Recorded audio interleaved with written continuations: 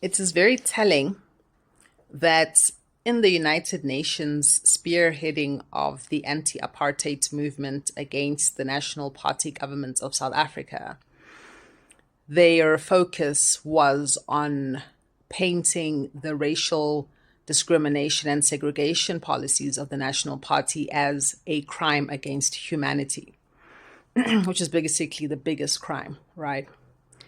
Now, segregation's purpose was not just to keep the races separate. It was also to ensure that the upward economic mobility of the Black people would be curtailed. Because obviously they knew that if Black people were allowed to interact with them in their spaces where they are learning, like for example in schools, how to run the economy in a profitable way, if they are working with them in businesses as equals, that Black people would learn the economic system and excel in it and prosper on their own.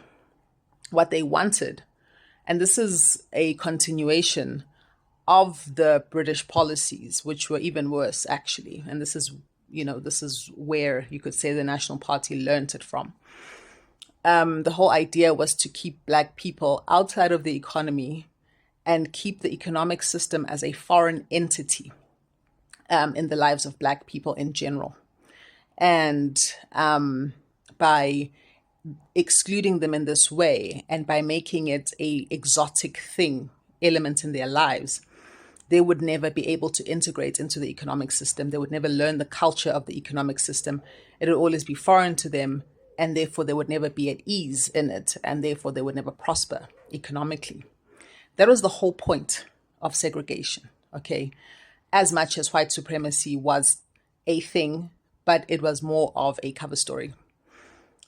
So it's very telling that the United Nations focused on this instead of on the economic reality that was created by segregation and the economic motivation behind segregation.